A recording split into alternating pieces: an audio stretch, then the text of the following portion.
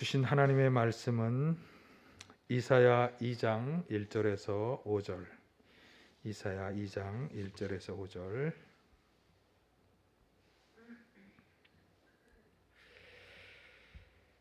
제가 세번역 성소로 봉독해 드립니다. 이것은 아모스의 아들 이사야가 유다와 예루살렘을 두고 계시로 받은 말씀이다. 마지막 때에 주님의 성전이 서 있는 산이 모든 산 가운데서 으뜸 가는 산이 될 것이며 모든 언덕보다 높이 솟을 것이니 모든 민족이 물밀듯 그리로 모여들 것이다. 백성들이 오면서 이르기를 자 가자, 우리 모두 주님의 산으로 올라가자, 야곱의 하나님이 계신 성전으로 어서 올라가자. 주님께서 우리에게 주님의 길을 가르치실 것이니 주님께서 가르치시는 길을 따르자 할 것이다. 율법이 시온에서 나오며 주님의 말씀이 예루살렘에서 나온다. 주님께서 민족들 사이의 분쟁을 판결하시고 못 백성 사이의 갈등을 해결하실 것이니 그들이 칼을 쳐서 보습을 만들고 창을 쳐서 낫을 만들 것이며 나라와 나라가 칼을 들고 서로 치지 않을 것이며 다시는 군사훈련도 하지 않을 것이다. 오너라 야곱 족속아, 주님의 빛 가운데서 걸어가자. 아멘. 할렐루야. 오늘도 주님의 은혜와 평강이 함께 하시기를 간절히 축원합니다. 오늘부터 이제 교회의 새로운 절기가 시작이 됩니다. 그래서 교회 절기, 그래서 신앙의 절기라고 할 수 있겠죠. 그래서 신앙의 절기상으로는 이제 지난주로 마무리가 되고 오늘부터 새로운 교회력이 시작이 되는데 이 교회력의 시작은 대강절입니다. 대강절. 대강절은 영어로 어드벤트라고 이렇게 하는데 뭐 일반적으로 많이 사용하는 단어는 아닙니다만 출현, 나타나심, 오심 뭐 이런 의미를 가진 말이에요. 그래서 당연히 그리스도께서 오신 것 뭐 이런 말을 이 어드벤트라는 말이 가지고 있겠죠. 지극해서 말하면 그리스도께서 오시는 것을 사모하며 기다리는 그런 절기가 대강절이에요. 그런데 그리스도는 이제 히브리어로 메시아라고 말하는데 하나님께서 이 세상을 구원하기 위해 보내시는 구원자 메시아, 그분이 오시는 것을 사모하며 기다리는 절기입니다. 성탄절까지 대략 4주간을 대강절기로 지내는데 사실 예수님께서 이미 2000년 전에 오셨기 때문에 그리스도께서 오시는 것을 기다린다고 하는 것이 별 의미가 없는 일 아닌가 이렇게 생각할 수도 있습니다만, 그러나 예수님께서는 하늘로 올라가시면서 내가 반드시 너희가 본 그대로 다시 올 거다 그렇게 말씀을 하셨기 때문에 우리는 처음에 오시는 예수님뿐만 아니라 이제 다시 오시는 예수님을 기다리는, 사모하며 기다리는 의미로 이 대강절기를 지낼 수 있겠고 그런 중요한 의미를 가지고 있습니다. 예수님께서는 왜 처음에 이 땅에 오셨을까요? 그리고 또 한 번 오셨던 그분은 왜 다시 오겠다고 말씀하셨을까요? 성경은 왜 그분이 다시 오신다고 우리에게 말씀하는 것일까? 그것을 한번 돌아보시면서 자기 자신을 묵상하고 돌아보는 그런 대강절기가 되시기를 바라고, 앞으로 4주 동안 성경 본문들을 통해서 함께 이것을 묵상하며 나누도록 하겠습니다. 자, 오늘 본문 이사야 2장 1절에서 5절 말씀은 1장에 나오는 말씀들을 배경으로 해서 하시는 말씀이에요. 이사야 1장을 우리가 읽지는 않았습니다만 내용을 간단히 말씀을 드리면 하나님께서 이스라엘 백성들을 꾸짖고 책망하시는 말씀이에요. 너무나 많은 불의한 일들이 벌어지고 있다. 그래서 하나님이 그들의 죄악을 꾸짖으시면서 그 백성과 지도자를 강하게 책망하시는 말씀으로 1장이 가득 차 있습니다.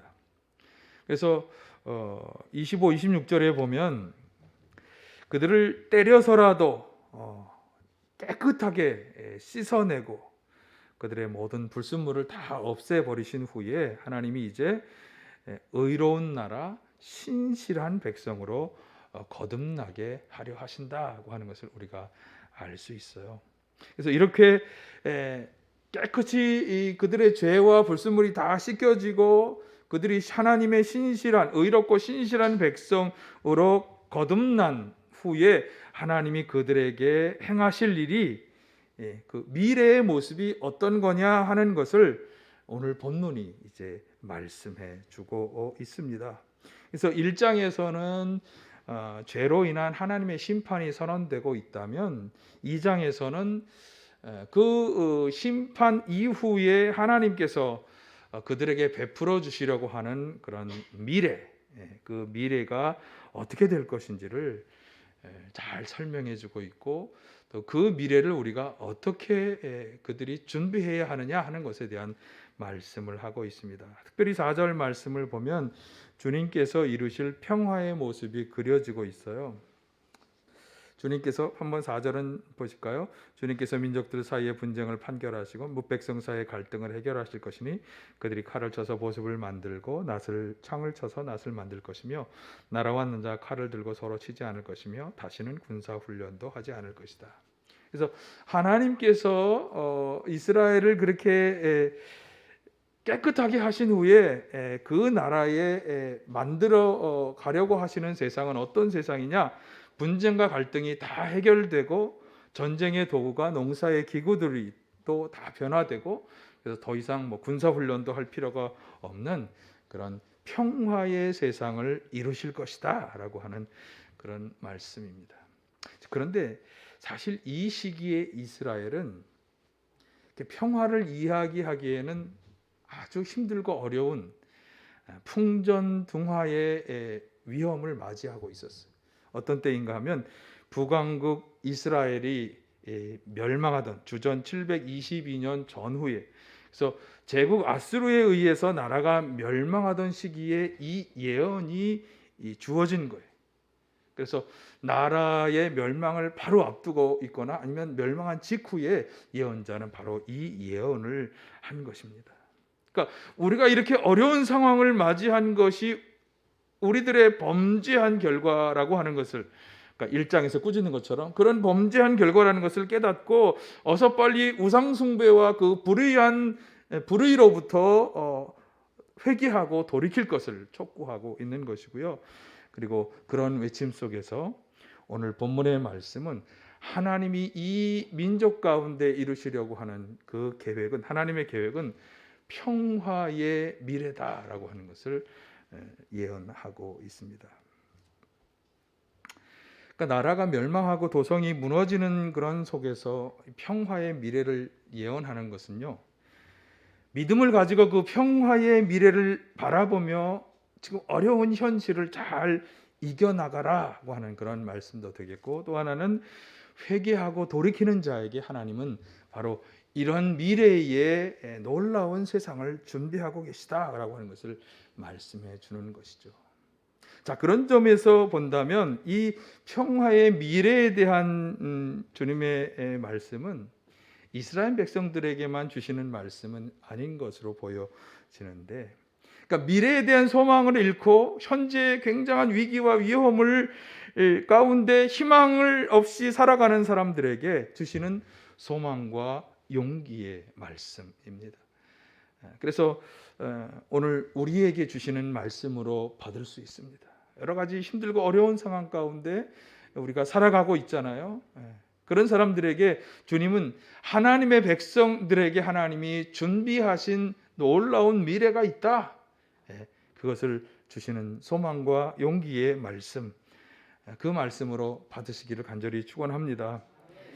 그렇다면 주님께서 당신의 백성을 위해서 정말 힘들고 어려운 상황 가운데에서도 이 말씀을 나에게 주시는 말씀으로 받는 그런 성도들에게 어떻게 준비해야 할 것을 말씀하고 있을까? 그것이 오늘 본문에서 주요하게 우리에게 주시는 말씀이에요. 먼저 보게 되는 것은 때에 관한 말씀입니다. 자, 2절을 한번 보실까요? 2절 마지막 때에 주님의 성전이 서 있는 산이 모든 산 가운데서 으뜸가는 산이 될 것이며 모든 언덕보다 높이 솟을 것이니 모든 민족이 물밀듯 그리로 모여들 것이다. 예언자는 지금부터 하려고 하는 이 말씀이 마지막 때와 관련된 말씀임을 분명히 지적하면서 이 말씀을 살아가고 있습니다. 그럼 지금 당신들이 그렇게 어렵고 힘든 때를 살아가고 있지만 아직은 마지막 때가 아닌데, 그러나 곧 마지막 때가 다가올 것이고 그때에는 하나님이 이런 일들을 행하여 주실 것이다. 사실 우리는 참 바쁜 삶을 살아가고 있습니다. 어려운 현실 속에서 이리저리 치이기도 하고 또 굉장히 바쁘게 왔다 갔다 하면서 살아가고 있는데, 그러면서 우리는 어느새 마지막 때의 감각을 잃은 채로 살아가고 있습니다. 마지막 때란 종말의 날을 가리키는 말이죠. 사람들은 대부분 이 종말의 날을 의식하지 못한 채 살아가고 있는데요. 우리도 마찬가지입니다. 우리 그리스도인들도 안타깝게도 종말의 날을 잘 의식하지 못하면서 혹은 의식하지 않으면서 살아가고 있는데요. 사실 우리는 성경이나 혹은 또 저와 같은 목사들의 설교를 통해서 참 많이 아는 것 중에 하나가 바로 이 종말의 날에 관한 얘기죠. 마지막 때에 관한 얘기를 얼마나 많이 들으셨어요? 그렇게 지식적으로는 알지만 그러나 우리 마음 중심 속에서부터 우리는 종말의 날을 잘 생각하고 하고 살고 있지 못하죠. 지식적으로는 알지만 실제적으로는 느끼지 않고 살아가고 있습니다.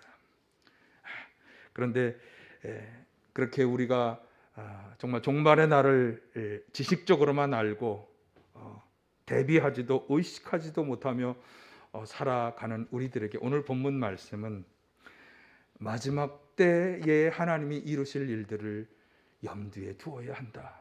그 말은 무슨 말씀일까요? 마지막 때가 가까이 다가온 것을 우리가 의식해야 한다라고 하는 것이죠. 예수님께서 말씀하신 마태복음 16장 2, 3절에 보시면 함께 보실까요? 너희는 저녁 때에는 하늘이 붉은 것을 보니 내일은 날씨가 맑겠구나 하고 아침에는 하늘이 붉고 흐린 것을 보니 오늘은 날씨가 곱겠구나 한다. 너희는 하늘의 징조는 분별할 줄 알면서 시대의 징조들은 분별하지 못하느냐. 분명히 날씨나 여러 가지 변동들을 보면서 우리가 어떤 계절이 다가오고 어떻게 되어질까라는 것을 예측하는 데 비해서 시대의 여러 가지 우리에게 보여주는 것들을 통해서 이 때가 어느 때인지를 잘 분별하지 못하고 있다고 하는 그런 말씀이죠. 다시 말하면 때를 잘 분별해야 한다고 하는 것입니다. 여러분, 지금 우리는 어느 때를 살아가고 있을까요? 어느 때를 살아가고 있을까요? 저는 계속해서 제가 설교할 때마다 말씀을 드립니다. 우리는 지금 마지막 때를 바라보는 시점에 살아가고 있다. 제가 제가 소개해드리려는 건 아니지만 제가 잘 보는 유튜브 날씨를 예고하는 소 박사님의 차례 어제에 또 보니까 또 지진이 일어난 걸 먼저 소개하고 날씨 소개를 하더라고요. 끊임없이 매일같이 지진들이 세계 곳곳에서 벌어지고 있어요. 또 얼마나 많은 전쟁이 지금 계속 벌어지고 있어요. 특별히 러시아 강대국으로 인한 전쟁, 중국도 지금 계속해서 대만을 도발하고 있고 또 일본도 계속 우리나라를 도발하고 있고, 이런 분쟁, 나라와 나라들 사이의 분쟁. 여러분, 우리는 지금 우리가 살아가는 이 때가 마지막 때를 바라보고 있는 시점임을 잘 분별해야 합니다. 그런데 지식적으로만 알아서는 안 되고 그 때를 잘 분별하는 사람은 그 때에 맞추어 잘 그것을 준비하는 삶으로 나아가는 사람인 것이죠. 여러분, 무엇보다 이 대강절에 먼저 우리에게 주님은 지금 이 때가 마지막 때가 가까이 온 것을 분별하라고 요청하면서, 그래서 다시 오시는 주님을 맞이할 준비를 해야 한다고 말씀하고 있습니다. 여러분, 이 때를 잘 분별하는 지혜를 가지셔서 정말 마지막 그날을 의식하며 준비하는, 다시 오시는 주님을 맞이할 준비를 하는 우리 모두가 다 되시기를 간절히 축원합니다. 그런 점에서 오늘 본문이 주는 두 번째 교훈이면서 가장 중요한 교훈은, 그러면 이 마지막 때를 분별하는 자로서 어떠한 삶을 살아야 할 것이냐, 이게 이제 오늘 본문이 우리에게 주시는 진짜 말씀입니다. 사실 마지막 때에 관한 얘기는 우리보다 이단 쪽에서 더 많이 이야기합니다. 그래서 끊임없이 많은 이단들이 종말의 날을 이야기하면서 자기들이 모인 곳으로 오라 이렇게 이야기하지만, 오늘 성경 본문이 우리에게 말씀해 주는 것은 아주 다릅니다. 자, 2, 3절의 말씀을 한번 같이 보실까요? 마지막 때에 주님의 성전이 서 있는 산이 모든 산 가운데서 으뜸가는 산이 될 것이며 모든 언덕보다 높이 솟을 것이니 모든 민족이 물밀듯 그리로 모여들 것이다. 백성들이 오면서 이르기를 자 가자, 우리 모두 주님의 산으로 올라가자. 야곱이 하나님이 계신 성전으로 어서 올라가자. 주님께서 우리에게 주님의 길을 가르치실 것이니 주님께서 가르치시는 길을 따르자 할 것이다. 율법이 시온에서 나오며 주님의 말씀이 예루살렘에서 나온다. 마지막 그날이 가까이 온 것을 알고 더욱 주의 산으로 올라가 주의 성전을 가까이 하자, 그렇게 권유하고 있죠. 왜 그래야 하는가 하면, 그 마지막 때에는 주의 성전이 있는 산이 모든 언덕 모든 산보다 더 으뜸 가는 높은 산이 될 것이며, 그래서 모든 민족이 그리로 몰려들 것이고, 그리고 거기에서 주님이 우리에게 주의 길을 가르쳐 주실 것이기 때문이다, 이렇게 말씀하고 있습니다. 자, 이 말씀은 여러분 이렇게 해석해야 합니다. 한번 보실까요? 같이 시작. 종말의 그날을 의식하면서 사는 사람은 하나님께서 계신 성전을 가까이 하면서 하나님께서 주시는 가르침을 받아 그 말씀대로 순종하며 살아가야 한다라고 하는 그런 말씀입니다. 여기 주님의 성전이 서 있는 산, 그래서 이단들은 저기 산 중턱 어디에 이렇게 뭘 세워놓고 그리로 올라오라 그렇게 이야기합니다. 그러나 이거는 그 산이 으뜸 가는 산, 높은 산이 된다고 하는 것은요, 중요성이 강조될 것이다. 주님의 성전에 대한 중요성이 강조되어서 많은 사람이 물밀듯 그리로 몰려든다라고 하는 것을 말씀하면서, 여기 중요한 것은 그것입니다. 거기에서 왜 우리가 그리로 올라가야 하느냐? 거기에서 주님은 가르침을 주실 것이고 그 가르침대로 살아가야 한다.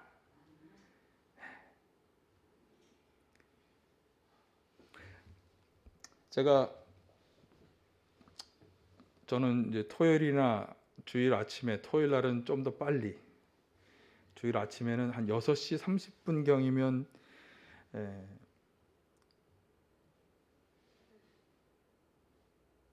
여기 이수역 2호선 4호선 이수역 있는 그 사거리를 이렇게 지나서 저희가 오게 되는데, 새벽이면 그러니까 저희가 6시 반쯤 거기를 지나서 교회를 이제 오게 되는데, 양쪽 차가로 얼마나 차가 많은지 모릅니다. 계절을 가리지 않아. 주말이잖아요. 토요일, 주일. 얼마나 많은 차들이 그 가에 서 있는지 몰라요. 그분들이 다 어디로 가는 걸까요? 어디로 갈까요? 주말이나 연휴가 되면 참 많은 사람들이 그래서 이동하는구나. 그분들은 이제 고속 그런 관광버스를 타고 가는 분들이고, 또 자기 자차로 이동하는 분들이 또 얼마나 많습니까? 휴식을 취하기 위해서 혹은 가족이나 친구들과 즐거운 시간을 가지기 위해서 가는 거죠. 도시를 떠나고 일터를 떠나서 그런 곳으로 가는 것입니다. 어떻게 여러분들도 종종 가십니까? 오늘 본문의 말씀을 가만히 보면 정말 우리가 가야 하는, 우리의 발걸음이 가야 하고 향하여야 하는 곳은 어디일까? 돈을 벌기 위해서, 쉬기 위해서, 즐기기 위해서 우리의 발걸음만 분주하게 움직이고 있는 것은 아닐까? 물론 돈을 벌지 말아야 한다거나 안식이나 즐거움이 필요 없다, 그런 곳에 가지 말라, 이런 말은 아닙니다. 우리가 먼저 생각하고 관심을 집중하는 것이 무엇이냐, 어디이냐 하는 것을 말씀하는 거죠. 오늘 예언자는 우리에게 분명히 권면합니다. 자, 예언자의 권면 한번 우리 같이 읽으면서 마음에 한번 새기시길 바랍니다. 종말의 때를 알고 의식하는 사람들아, 다른 그 어느 곳보다 주님의 산, 주님의 성전으로 올라가자. 아멘. 저기 어디 기도원으로 가자는 말이 아니고요. 저기 어디 산뚝쪽으로 올라가자는 말은 아니고요. 은유적인 표현이잖아요. 주님의 전 성전이 있는 곳으로 발걸음을 향하자. 왜? 조금 이따 말씀을 드릴게요. 그래서 여러분, 성전으로 오는 것은, 성전으로 우리의 발걸음이 오는 것은 무가치하거나 평가절하되어서는 절대로 안 되는 아주 소중한 발걸음이에요. 여러분, 너무 잘 오셨어요. 너무 잘 오셨어요. 마지막 때를 분별하고 의식하는 자의 발걸음은 이렇게 되어야 하는 것입니다. 무엇보다 누구보다 어디보다 주님의 성전으로 나와야 하는 것이죠. 주님이 솔로몬 왕이 성전을 봉헌할 때 그에게 말씀하신 것처럼 주님의 성전은 어떤 곳입니까?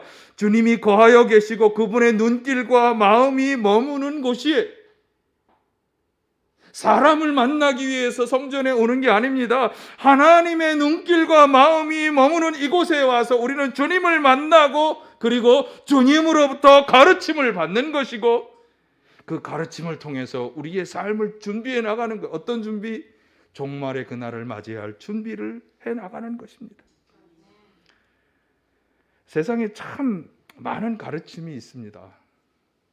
서점에 가면 책이 참 많습니다. 책 하나 살 일이 있어서 혹시 서점에 가면 여러분 그 책 하나만 딱 갖고 나오게 되지 않죠. 얼마나 많은 책이 있는지 여기저기 보고, 아, 이것도 필요해, 저것도 필요해. 사다 보면 그냥 한가득 사가지고 나오게 됩니다. 인터넷에 정보가 얼마나 많은지 모릅니다. 근데 이게 맞나? 저게 맞나? 헷갈릴 정도로. 요즘 또 사람들이 많이 보는 유튜브, 온갖 종류의 정보가, 지식이 넘쳐납니다. 유튜브 검색 채널에서 제가 사당동 나눔교회 치면 우리 나눔교회도 검색되지만, 여러분이 필요로 하는 지식의 키워드만 입력하면 관련된 동영상들이 얼마나 많은지 몰라요. 그리고 참 유익하기도 해요. 제가 당뇨빵 한번 만들어 보려고 당뇨빵 딱 치니까 관련된 동영상 올려놓은 사람이 얼마나 많은지 몰라요. 그런데 여러분, 그런 책들, 인터넷 사이트, 유튜브 채널들이 우리에게 주는 정보가 무엇을 위한 정보입니까? 잘 살고 편안하게 살고 그리고 즐거움과 쾌락을 얻는 그런 정보들 아닙니까? 여러분, 그런 것들이 과연 우리에게 참 생명, 영원한 생명을 얻는 방법을 줄 수 있을까요? 여러분, 유튜브 채널을 통해서, 인터넷 사이트들을 통해서, 책들을 통해서 영원한 생명이 우리에게 주어질 수 있을까요? 절대 그렇지 않죠. 그냥 그것들은 그저 세상에서 우리가 잘 살고 즐거움을 얻고 쾌락을 얻는 방법들을, 돈 버는 방법들만을 알려줄 뿐이에요. 그래서 우리가 기억해야 합니다. 육신의 만족을 구하며 살 것이냐, 아니면 영원한 참 생명을 구하고 누리며 살아갈 것이냐 하는 선택이 우리의 눈앞에 놓여져 있다. 우리는 이제 무엇을 위해 어디로 가느냐, 무엇을 선택해야 하느냐 하는 선택의 기로에 서 있는 것입니다. 이것을 기억해야 합니다. 여러분, 일시적인 육신의 만족을 위해서가 아니라 참 생명을 위해서 생명의 근원 되시는 주님을 택하고 주님의 가르침을 택하실 수 있기를 간절히 축원합니다. 그 가르침을 받기 위해서 이곳 성전에 가자라고 오늘 이사야 선지자는 말씀하고 있는 것입니다. 성전에 와서 주님의 가르침을 받고 가르침대로 살아가는 우리 모두가 되시길 간절히 축원합니다. 그러면 주님의 성전에서 주님은 그것을 우리에게 가르쳐 주셔서 우리를 어떻게 하려고 하시는 걸까요?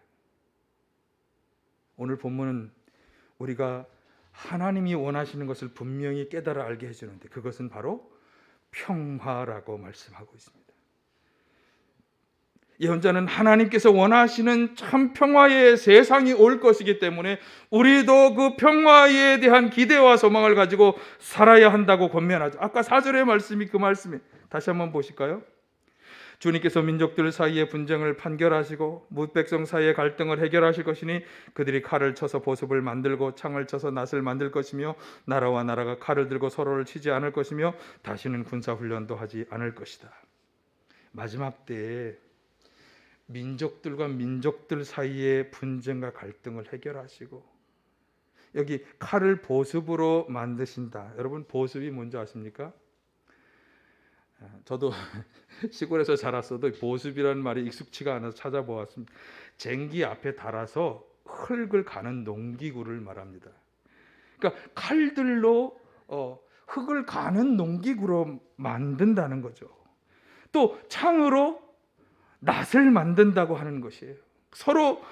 서로에게 칼을 들이대거나 싸울 일이 없기 때문에 그런 기구도 필요 없고 군사훈련도 필요 없는 그런 참된 평화를 이루실 것이다. 이게 4절의 말씀입니다. 그런데 그렇게 정말 참 평화를 이루어 가시는데 그런데 그 평화를 이루어가는 것이 뭐냐라고 하면 우리가 3절에서 미리 읽어본 시온에서 나오는 말씀 하나님의 가르침이라는 거죠. 한번 다시 보실까요? 2장 3절 백성들이 오면 시작 백성들이 오면서 이르기를 자 가자 우리 모두 주님의 산으로 올라가자 야곱의 하나님이 계신 성전으로 어서 올라가자 주님께서 우리에게 주님의 길을 가르칠 것이니 주님께서 가르치신 대로 따르자 할 것이다. 율법이 시온에서 나오며 주님의 말씀이 예루살렘에서 나온다. 주님께서 우리에게 길을 가르쳐 주시는다. 그러면서 바로 지금 4절에서 그 주님은 이러한 평화를 이루실 것이다. 이렇게 말씀하고. 그러니까 정말 우리가 하나님의 말씀과 가르침을 성전으로부터 잘 배우고 그것을 따라 살아간다면 하나님께서 원하시는 이 참 평화의 세상을 만들어 갈 수 있다라고 우리에게 말씀하고 있는 것입니다. 이사야 11장 6, 9절에서도 비슷한 맥락의 말씀이 나오는데 여기서도 참 평화의 세상이 어떤 세상이 될 것인지를 이렇게 말씀했어요. 우리 한번 같이 보실까요? 시작. 그때에는 이리가 어린 양과 함께 살며 표범이 새끼 염소와 함께 누우며 송아지와 새끼 사자와 살찐 짐승이 함께 풀을 뜯고 어린아이가 그것들을 이끌고 다닌다. 암소와 곰이 서로 벗이되며 그것들의 새끼가 함께 눕고 사자가 소처럼 풀을 먹는다. 젖 먹는 아이가 독사의 구멍에 곁에서 장난하고 젖된 아이가 살무사의 굴에 손을 넣는다. 나의 거룩한 산 모든 곳에서 서로 해치거나 파괴하는 일이 없다. 물이 바다를 채우듯 주님을 아는 지식이 가득하기 때문이다. 아멘. 여기 강자와 약자, 그렇죠. 다 지금 그 대비죠. 이리와 어린 양, 표범과 새끼 염소, 송아지, 새끼 사자, 살찐 짐승, 어린아이, 암소와 곰, 젖 먹는 아이와 독사. 이런 강자와 약자가 함께 서로 살아가는 참 평화의 세상을 전망하면서 자, 맨 뒤에 그 이유를 뭐라고 말씀하는가 하면 주님을 아는 지식이 가득하기 때문이다. 이렇게 말씀하고 있습니다. 하나님을 참으로 알고 그분의 가르침을 이 땅의 사람들 가운데 가득할 때 하나님이 이루시는 이 평화의 세상이 이루어진다. 그것을 말씀하고 있습니다. 그래서 하나님을 알고 하나님의 가르침을 잘 받는 것이 중요하고요. 이 가르침을 받은 사람들이 온 세상에 퍼져가서 이 하나님이 이루시기 원하시는 평화를 위해 헌신하며 살아가야 하는 것입니다. 왜냐하면 하나님은 그렇게 하실 것이기 때문에. 그러한 사람들의 헌신을 통해서 하나님이 원하시는 평화의 세상을 만드실 것이기 때문에 그렇게 하기를 원하시기 때문에 오늘 예언자를 통해서 다시금 우리에게 말씀하는 것입니다. 나의 산으로, 나의 성전으로 와서 나의 가르침을 받으라. 여러분, 마지막 때가 가까워지고 있다는 것을 깨닫는다면 우리도 이 하나님께서 원하시는 참 평화와 평화의 미래에 대한 소망을 분명히 가지고 이 평화의 세상을 이루시려는 하나님의 역사에 우리도 동참해야 하는 것입니다. 이것이 맨 마지막 절 5절에서 빛 가운데 걸어가는 사람의 모습이라고, 마지막 때를 잘 알고 준비하는 빛 가운데에서 걸어가는 사람의 모습이라고 말씀하고 있는 것입니다. 최근 러시아나 중국 그리고 미국의 세계적 지도자들을 보면서 좀 안타까운 마음, 그리고 어떻게 보면 좀 섬뜩한 마음도 가지게 되었습니다. 그분들이 강대국의 지도자로서 그분들의 언행을 가만히 보면 얼마나 극도의 국가 이기주의의 마음을 가지고 독재자처럼 행동하고 그런 폭력적 언행을 막 다른 나라 정상들에게 말하고 막 사람을 끌어가 죽이고 그런 일들을 보면서 정말 그들이 어떤 강대국의 지도자의 책임과 의무 이런 것을 행하기보다 그냥 온통 세계 사람들을 자국의 이득을 위해서 공포로 굶주려 몰아넣는, 세계의 평화를 뒤흔드는 일들을 하고 있는 것을 보게 됩니다. 지금은 어느 때보다 하나님께서 이루시는 이 참 평화의 세상을 기다릴 수밖에 없는 때를 우리가 살아가고 있습니다. 이러한 때 이 예언자의 말씀이 참 마음에 다가옵니다. 가자, 주님의 산으로 올라가자. 주님께서 우리에게 길을 가르쳐 주실 것이니 그 주님의 길을 따르자. 평화를 만들어가는 주님의 길을 따르자. 여러분, 주님의 가르침을 받아야 합니다. 주님이 계신 성전에서 그 가르침을 잘 받아서 그분의 가르침을 따라 살아가야 하는 것이죠. 마지막 때를 분별하는 영적 분별을 가진 성도들에게 요청되는 것은 아주 분명합니다. 자, 우리가 다시 한번 같이 보실까요? 시작. 그 무엇보다 하나님의 전 성전을 늘 가까이 하면서 하나님의 가르침을 받아야 하는 것, 그것을 통해 가정에서부터 시작하여 하나님께서 원하시는 평화를 이루어가요. 이것이 마지막 때 영적 분별을 가진 성도들에게 요청되는 것입니다. 사실 하나님께서는 이미 당신의 일을 시작하셨습니다. 누군가를 통해 평화를 이루는 이 일을 시작하셨고 계속해서 당신의 성도들을 가르치시고 있습니다. 오늘 우리도 이 주님의 가르침에 어서 빨리 들어가고 어서 빨리 주님의 이 위대한 평화를 이루는 역사에 주역으로 참여하게 되시기를 간절히 축원합니다. 이 대강절이 바로 그것을 생각하고 묵상하고 결단하는 시기가 되시기를 간절히 축원합니다.